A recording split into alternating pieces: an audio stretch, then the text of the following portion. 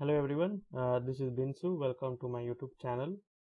So in today's video we are going to see another example on sketching.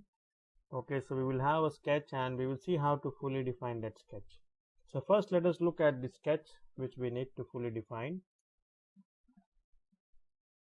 So this is the sketch. The unit system is in mmgs. Just look at the dimensions. If you look at the dimension, they are having up to 3 decimal places. So first thing is we have to take care of this. So whatever dimensions you are going to give to this sketch, it should have 3 decimal places. Okay, so how to do that? So first thing is click on this gear icon that you see here. Then go to document properties, units, and you see here in basic units by default it's millimeters. In decimals tab it's showing as 0.12. that means it is going to keep decimals up to 2 places. We need up to 3, so select the second option, that is 0.123, and then click on OK. So it's now basically applied. So now let's start to sketch. So click on front plane, sketch. So how to begin? As I said in the previous video, it's always look for a set of concentric circles. Now here we have 2 and 3. There are 3 circles which are concentric with respect to this point. So we will consider this as the origin and we will define the center point of the circle as the origin. So let us do that. So go to circle. So create 3 circles that are concentric with one another. Yes, now dimension them. Inner circle is having diameter of 1.125.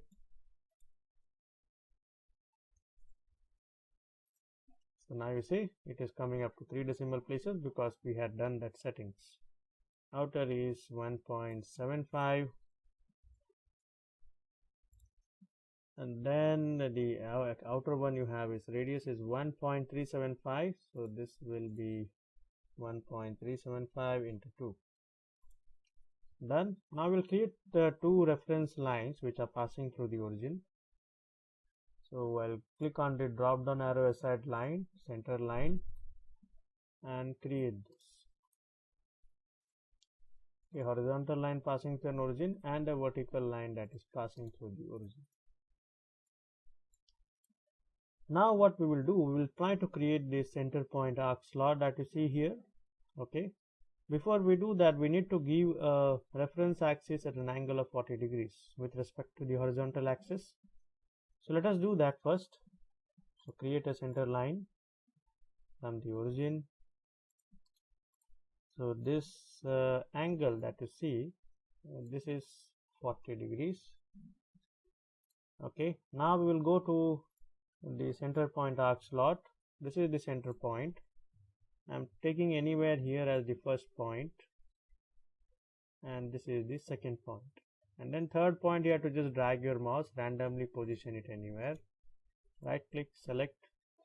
Now have they given us any details? Yes, they have given a distance of this center point with respect to origin, that is 2.312. So let's view that.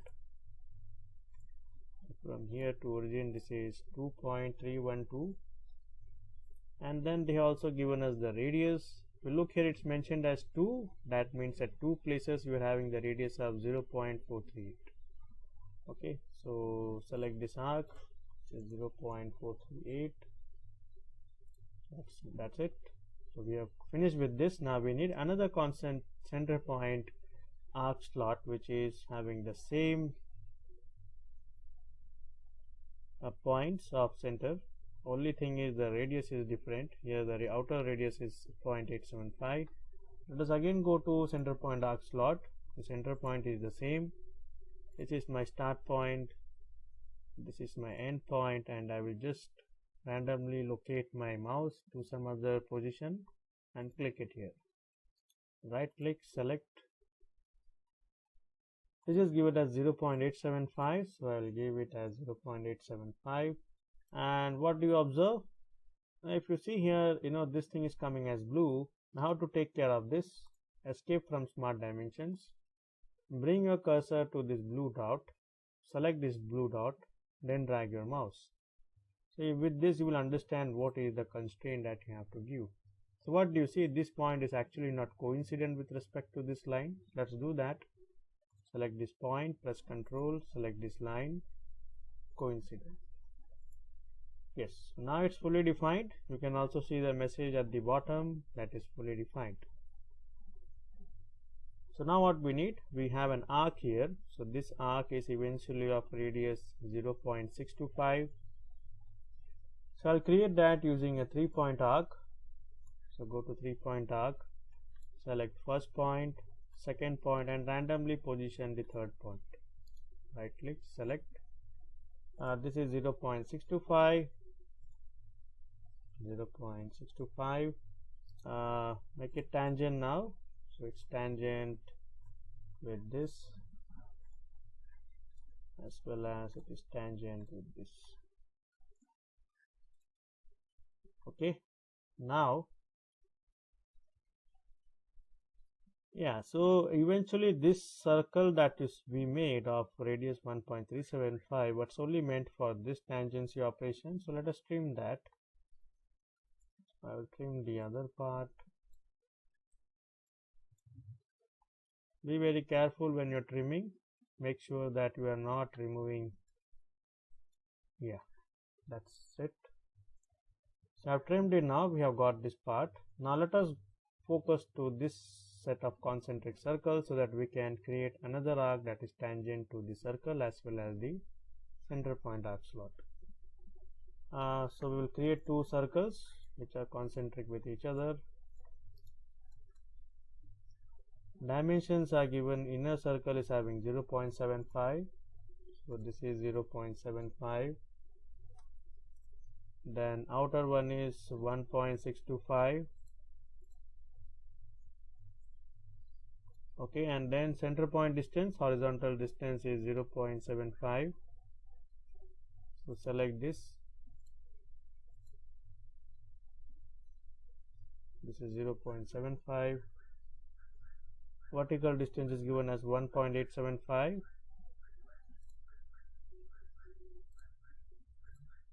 This is 1.875. That's it. Okay, so now what we need to do, now we need to create another 3-point arc which is tangent to this circle as well as the arc slot. So let's go to 3-point arc. Select this point, and the third point. I am just randomly positioning it. And now give the dimension. This is 0.625. Okay, and then what you can do, you can make it tangent. Select both the circles, go for tangency, select this and tangent. Yes, so now it's made clear till here. Now if you look here, we don't want this part of the arc slot. What is the problem? If you delete this, it will make the entire sketch as underdefined. Okay, and even after underdefined, irrespective of assigning all the other geometrical and dimensional constraints, still it will take it as underdefined. So what my suggestion is, if you are anytime using an elliptical arc, you are using any of these options here, never try to trim them. Always make a reference of it. So what I will do now, I will just create a reference of this by selecting it and making it as a construction. Now what I can do, I eventually need arcs which are tangent to this arc. So in Solidworks, in arc, we have something called as a tangent arc. We will use this. Okay, so I will select this point and this. So it has made tangent, and continue this.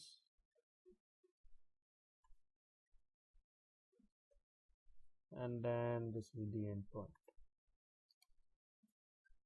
See, in single click we have made that arc. So that completes with this part, and if you look here, still it's fully defined. Okay, so this is one thing that you have to do whenever you are using an arc slot. And let's move to this part. Here also we have a straight slot. Let us create that. I will just extend the center line. I will go to straight slot. So they have given some dimension. Distance between center point of this arc is 1. Smart dimension, this is 1. The inner radius is 0.437, and distance between this center point to this point is 5.804. So between this point to this is 5.804. Okay, so now what I will do, we will create another center straight slot. So now I will go for center point straight slot. Why? Because the center point is the same. And now just expand this. You can't select. Now this we have 0.75, so I will select this. This is going to be 0.75. Okay, so that is done.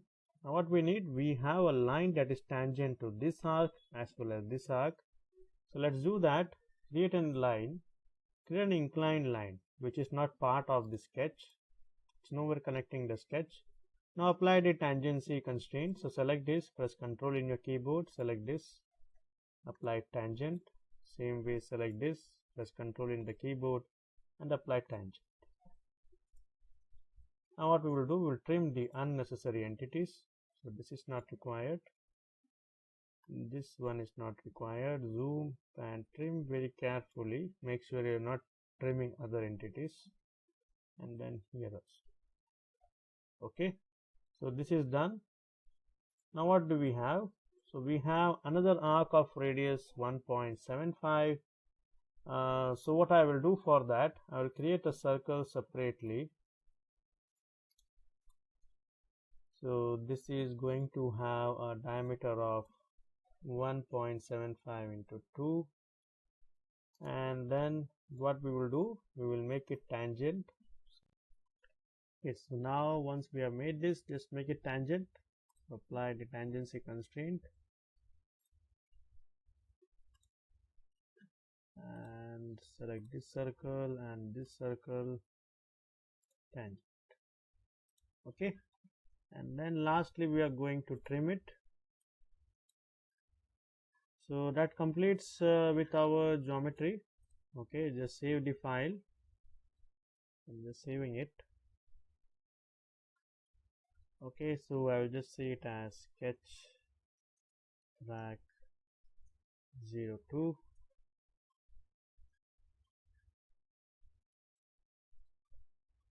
If you don't need the dimensions are creating confusions, you can hide it. Just aside this arrow I, you have a drop down arrow, you can hide the dimensions. Okay, so this is how you can eventually do it. So I hope so this video was helpful in just making the concept more clear on fully defining a sketch. So if you like the video, do subscribe the channel and stay tuned for more updates on Solidworks and other softwares. Thank you.